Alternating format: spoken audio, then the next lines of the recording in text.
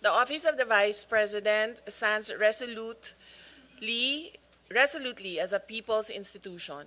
Despite challenges, nothing has so far been insurmountable enough to take OVP off its track, derail its course, or completely incapacitate the institution and stop it from serving the interests of the people. The establishment of 10 OVP satellite offices and an extension office in Tondo, Manila has been pivotal in bringing the national government closer to underserved communities across the country with timely and significant government interventions. These offices enhance the efficiency and effectiveness of OVP services, ensuring that help reaches those who need it most.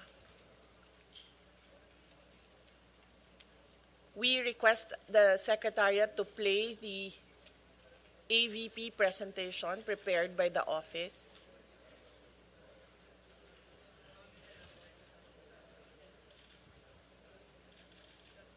Kinsay tao na to sa Secretariat.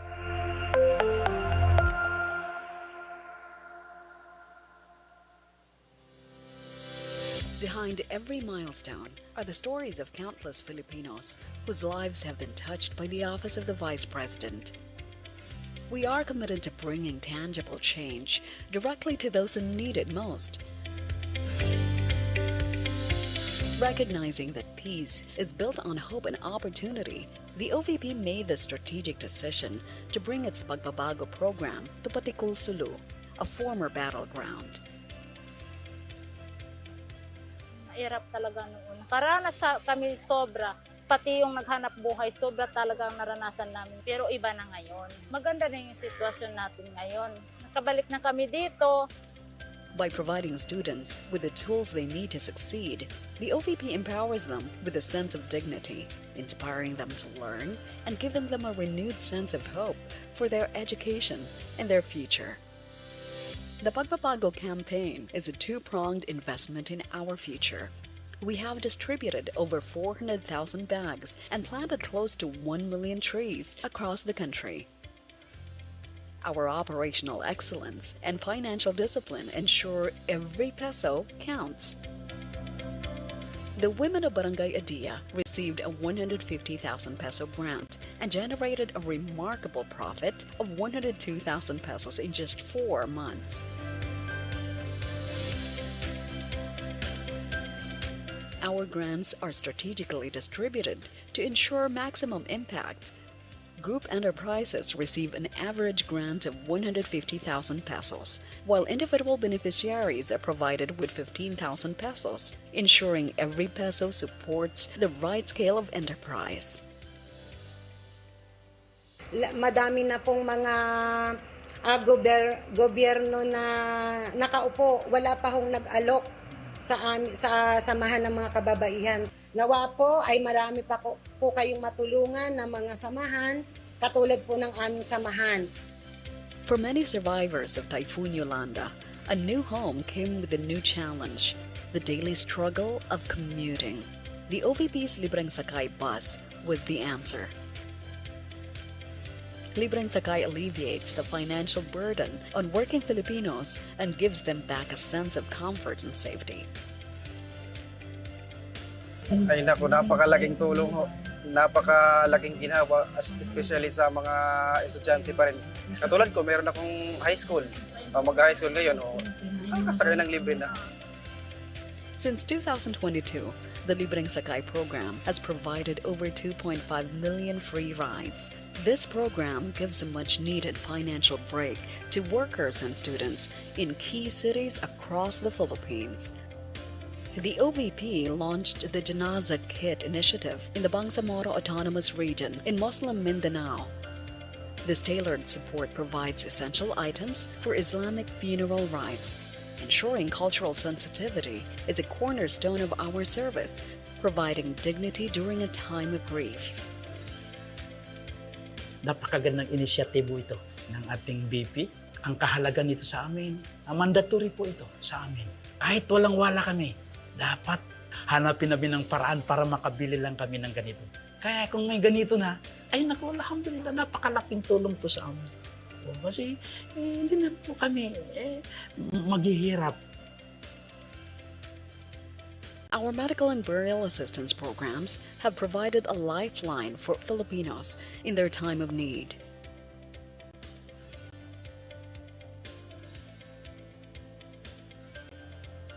Our presence on the ground is a promise to the people, ensuring vital services are delivered directly where they are needed. The OVP's Disaster Operations Center has assisted over 369,831 families in their most vulnerable moments. We complement local response teams in mobilizing resources to save lives and rebuild communities. Our focus is on quality and impact. The You Can Be VP program mentors our future leaders. The Kalusugan food truck delivers hot meals to frontliners.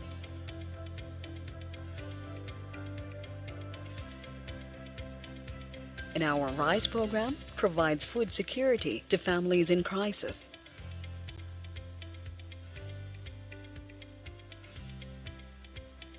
These achievements are not ours alone. We work hand in hand with government agencies, LGUs, NGOs, and the private sector, leveraging resources for a broader, more sustainable impact. Our commitment is embodied by our 10 satellite offices, strategically located across the archipelago, ensuring that Filipinos in remote areas receive timely and accessible services. The Office of the Vice President remains steadfast in its mission to serve, to uplift, and to empower every Filipino.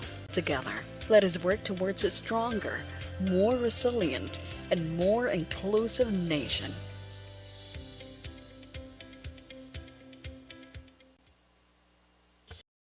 For manifestations and questions, let me express my support to the OVP budget. Looking at the data to include automatic appropriations, the increase of the OVP budget is only by 1.3%. I'll just flash the slide. No? So if you count in the increases in inflation, increase in salary, the total increase of the OVP budget is only 1.3%. Kaya ang tawag ko nga dito, bare basic budget for the Office of the Vice President. And let me also commend and express my support to some of the programs of the OVP. One of the programs na alam ko mahalaga sa mga kababayan natin, yung Pagbabago Campaign Project, in which nagbibigay ang OVP ng mga school supplies. No? Simpleng bagay ito, pero sa mga constituents natin, ang school supplies, napakalaking bagay na rin. So to date, meron nang nagbigay na 403,000 na mga school supplies. Another project that I also support is the Pansarap project, or the feeding program for severely wasted students. Alam natin, almost 20% of our students are malnourished. So to date, there are about 16,000 students that were fed by the Pansarap project. Another project that I find notable is the Kalusugan food truck, in which the OVP is also helping evacuees, yung mga tinamaan ng mga kababayan natin ng salanta, nasalantang mga kababayan natin. To date, they have already given 6,500 evacuees with feeding program and support. And another program that I find notable, yung RISE program, the Relief for Individuals in Crisis and Emergencies, nagbibigay ng bigas sa mga mahirap nating kababayan. Marami sa ating it's simpleng programa, pero napakahalaga dahil marami sa ating mga kababayan, lalo na yung mga nasa malalayong lugar, pumapasok ng eskwelahan ng gutom at hindi sila natututo. To date, 197,000 beneficiaries ang nabigay na ng RISE program ng ating butihing Vice Presidente kasama ang kanyang mga kasamahan sa OVP. Alam ko marami pang mga programa pero ito yung mga programa na para sa akin ay may kaugnayan sa edukasyon at ang edukasyon ay isa sa mga mahalaga na advokasya natin at ang ating Vice President bilang dating kalihim ng Department of Education, alam niya yung mga pangangailangan ng ating mga mag-aaral at mga estudyante. So I support all of these programs. So with that, we'll open the floor for manifestations. We'll start off with Senator Erwin Tulfo, who was here ahead of time. Thank you, Mr. Chair. My question now is, I noticed that from 942 million, binawasan po ito in-slash ng 902.8 million na lamang, nawala po yung 39.143 million. Ang tanong ko po ngayon, Mr. Chair, ano po mga proyekto o programa na maapektuhan po nito, ito pong slash po ng 39.143 million, Mr. Chair?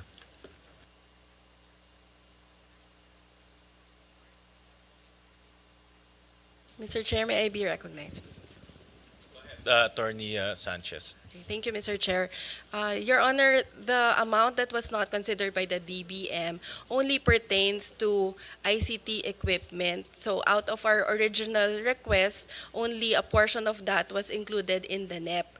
So we will just reprioritize the ICT equipment that we will procure and will work within the budget that was provided in the NEP. So, Mr. Chair, nabawasan po ito para sa ICT po ninyo. So, saan ho na manggagaling ngayon yung kailangan ninyong purchase for this purpose, Mr. Chair? As mentioned, Mr. Chair, we will just review our requirements and prioritize based on the urgency of the ICT equipment that we need to procure. So some of the items will have to be deferred or we may need to forgo some of the items, Mr. Chair. Ano-ano po, Mr. Chair, mga bago existing programs ng OVP na popondohan po ng OVP this year? Kasi I noticed from 744.1 million po na budget ng 2025, you're asking for 902. Pero nabanggit nga po ni VP kanina na mostly ay sa MOOE, mapupunta po 100 plus million po yata. Na kaya ang tanong ko po ngayon, ano-ano po mga programs, existing programs, o mga bago na popondohan po ng OVP? Yes, Mr. Chair. Basically, it would be the same programs that we are implementing this year in 2025. So we will just include additional provision for magnegosyo taday because in 2025 we are only using the continuing appropriations from 2024. So part of the increase will also go to the procurement for disaster relief operations, Mr. Chair. All right, Mr. Chair, and notice also, ongoing po ba ito, Mr. Chair, itong OVP program activities, ito pong Al-Janaza Kit Assistance, tsaka Sympathy Flower Program, is this ongoing or is this new program of the OVP? It's part of our ongoing programs, Mr. Chair. It used to be part of our medical and burial assistance program, but we are running it as a separate program now because instead of giving monetary grants, we provide a kit, Al-Janasa kit, Mr. Chair. Mr. Chair, I just noticed, kasi po, like I have an office at Zamba Sultan, Zamboanga City. Yung mga kababayan po nating Muslim, pag may burial po, hindi naman po sila gumagamit na ataol, kundi naghihiram na lang po ng sasakyan, which I provided my office there in Zamba Sultan, Zamboanga City. Halos everyday po, hinihiram po ng mga kapatid nating Muslim para maisakay po yung bangkay, para mailibing. Pero maganda pong programa itong Al-Janaza Kit Assistance and Sympathy Flower Program. My last question, Mr. Chair, kung meron pong dapat i-prioritize ng committee na ito, ano po ang mga dapat dagdagan na pondo? Saan, Mr. Chair? Ms. Sanchez, before you respond, let me recognize the presence of our Majority Leader, Senator Zubiri.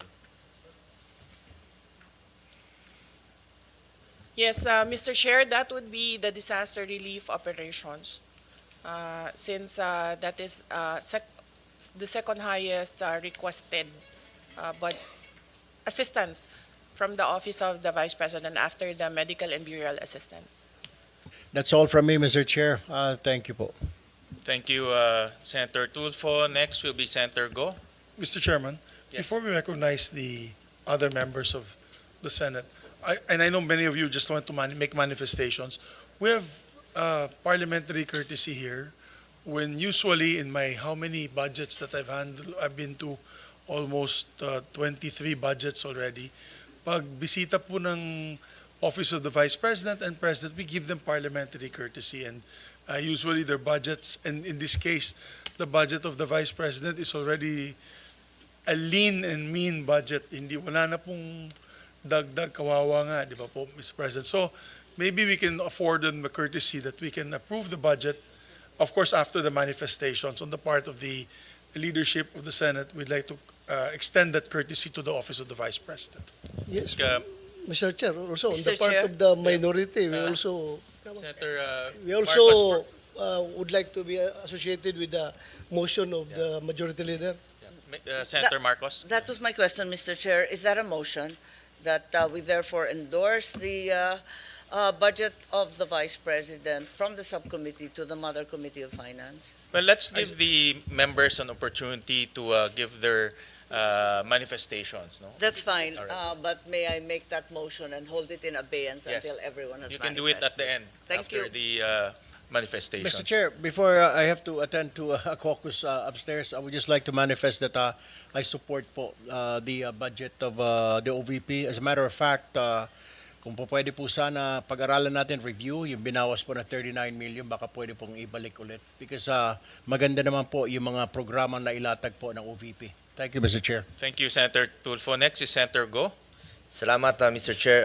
I also hope we could accord parliamentary courtesy to the Vice President and approve her office budget swiftly. Mr. Chair, distinguished colleagues, and to Vice President Sara Duterte, good day. Mr. Chair, I just want to express my strong support for the proposed budget of the Office of the Vice President for 2026. As a proud Dabawenyo, I have witnessed firsthand the remarkable work of the Vice President when she was still the mayor of Davao City, and when she became Vice President, and I sincerely believe Vice President Duterte's initiatives have been instrumental in helping this government uplift lives and promote the welfare of all Filipinos. Tiwala po ako sa ating Vice Presidente at sigurado po ako na nagagamit po ang pondo ng bayan sa tama. Sa totoo lamang po, matagal po ako nagtrabaho kay former President Duterte at naabutan ko po nung siya po ay naging vice mayor ng Davao, si Vice President Sara. Kung stricto po si dating mayor, dating Pangulong Duterte sa panggobyerno, mas stricto po si VP Sara. At alam ko pong magagamit talaga ang pondo para sa pantulong sa ating mga kababayan, kesa naman po napupunta lang sa flood control, nagatasan po ng ilang mapagsamantala. Sa mga nakaraang taon, nagkaroon ng OVP na mga programang nagbibigay ng tunay na benepisyo sa ating mga mamamayan. From medical assistance to relief operations, educational support, pangkabuhayan programs at libreng sakay among others. Sa totoo lamang po itong libreng sakay ay atin rin po itong sinusuportahan in my own small way po. The Medical and Burial Assistance Program has assisted more than 187,000 beneficiaries when it was still given funding. In 2024, the OVP was able to distribute more than 144,000 to individuals in need. The Magnegosyo Taday program has given entrepreneurial opportunities such as livelihood assistance and training programs to various marginalized individuals and groups. The OVP has always stood ready to assist during disaster relief operations, having able to provide relief goods to disaster-stricken areas and assist more than 200,000 individuals. Nakikita ko rin po ito dahil ako mismo, umiikot rin po ako sa mga tinatamaan po ng bagyo. The OVP also has the Libreng Sakay program, which has served over 1 million passengers in Metro Manila, Bacolod, Cebu, and Davao. ito po yung nabanggit ko kanina na atin pong sinusuportahan. For this year, 2025, we push to restore the funding. For the record lang po, Madam Vice President, meron lang po akong ibabanggitin sa inyo. For this year, ibig sabihin ito po yung last year na budget deliberation. Gusto ko lang po ipakita sa screen yung 2025 NEP ninyo na proposed budget. Sandali lang po, ma'am. Gusto ko lang i-share po sa inyo. 2025.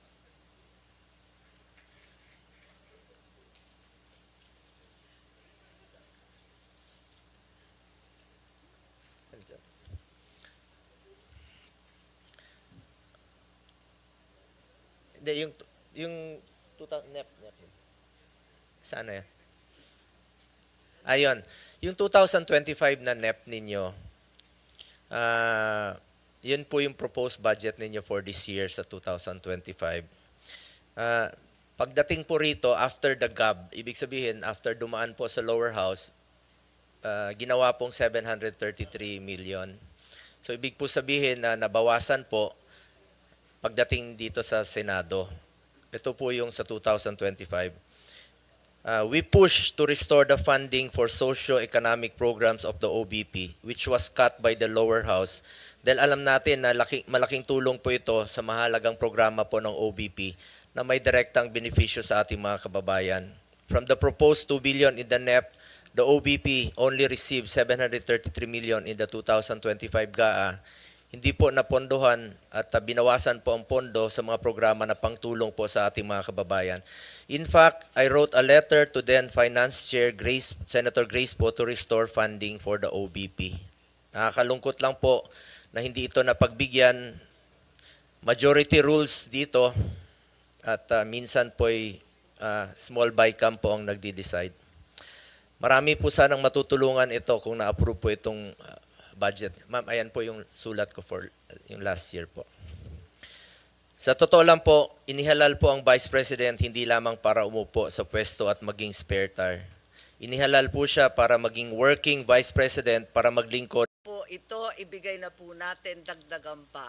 At dahil dito, nagmotion na po ako na sana ipasa na natin at i-endorso na sa malaking komite. So, Mr. Chairman, if I may. So, there was a motion duly seconded by Senator Amy Marcos. I made that motion earlier. Of course, with the amendment that yung budget daw ni Senator Bongo, idagdag natin sa OVP. Kasi siya na mismo nag-offer, Mr. President. So, you can make that amendment in the budget para madagdagan sila. I so move, Mr. Chairman. Second motion, Mr. Chairman. Senator Padilla, do you have any manifestation? Before I act on that, I know that you have my manifestation. Maraming salamat po. Sinusundan ko na po ang sinambit ni Senator Marcos at si Senator Zubiri. Yeah, thank you. Senator Estrada, before I act on the motion, Well, first of all, I fully support the budget of the Office of the Vice President. And then I would like to associate myself again with the statement of Senator Bongo. Total naman, meron nagsabi ni isang senador na malaki insertion natin. Ibigay na natin sa Office of the Vice President para maging working Vice President siya. Thank you for that manifestation. There's a motion made by our Majority Leader and Senator Marcos, duly seconded by Senator Bato, Senator Padilla, Senator Estrada. Is there any objection? Hearing none, the budget of the Office of the Vice President is now deemed submitted for plenary's consideration. So, congratulations. Thank you very much, Madam Vice President. Thank you, Mr. Chair, and thank you, members of the Senate.